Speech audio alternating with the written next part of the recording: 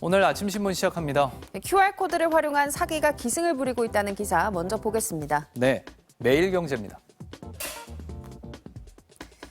온라인 사기 수법이 갈수록 교묘해지면서 최근 QR코드를 악용한 신종 금융사기, 큐싱 피해가 급증하고 있는데요. 사용자가 스마트폰으로 QR코드를 스캔하면 전자금융사기 예방 서비스 앱이라며 악성 코드를 설치하도록 유도하고요. 전동 킥보드를 이용하기 위한 QR코드 위에 악성 코드를 더 씌우거나 가짜 불법 딱지 위에 벌금 납부를 유도하는 코드를 넣기도 합니다. 이런 QR코드는 발행자가 누구인지조차 알 수 없어서 눈으로는 구별이 어려운데요. 한 보안 업체에 따르면 지난해 QR코드를 활용한 사기 범죄는 1년 사이 60%나 늘었고요. 신문은 출처가 불확실하거나 앱 설치를 요구하는 QR코드 접속은 특히 주의할 필요가 있다고 강조했습니다. 다음은 조선일보입니다. 과거 주부 일자리의 대명사였던 방문 판매원이 최근 다시 늘고 있다는 소식입니다. 지난 2017년 34만 명까지 줄었던 방문 판매원은 2022년 91만 명까지 크게 늘었는데요. 지난해 3월 온라인을 통한 상품 판매를 가능하게 한 방문 판매법 개정도 한몫했습니다.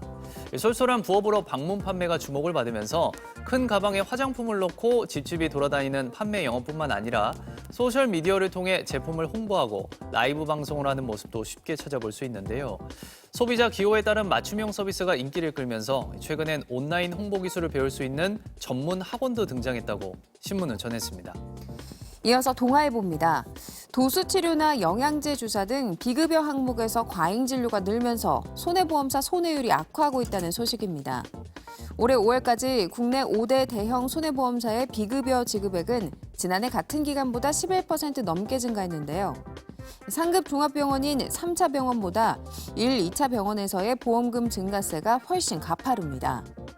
비급여 주사제에 지급된 올해 1분기 보험금 가운데 동네 의원 규모에 해당하는 1차 병원이 76%를 받아간 건데요.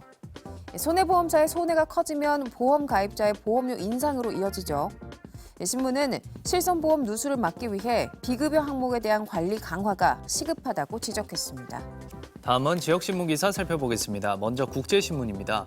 경남 거제시가 장애인과 반려동물을 위한 해수욕장을 운영한다는 소식입니다. 거제시의 16개 해수욕장은 오는 29일 일제히 피서객을 맞는데요. 와현 모래숲 해변엔 맞춤형 편의시설을 갖춘 장애인 해수욕장도 함께 개장하고요. 백사장엔 장애인이 쉽게 해변을 거닐 수 있는 매트도 설치됩니다.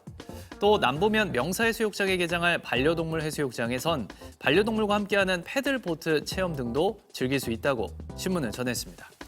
끝으로 제주일보입니다.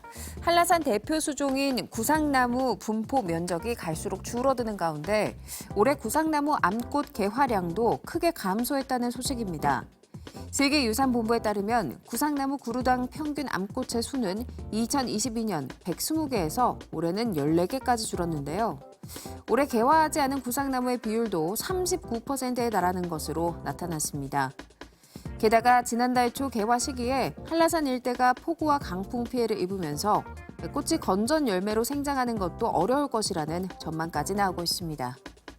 지금까지 오늘 아침 신문이었습니다.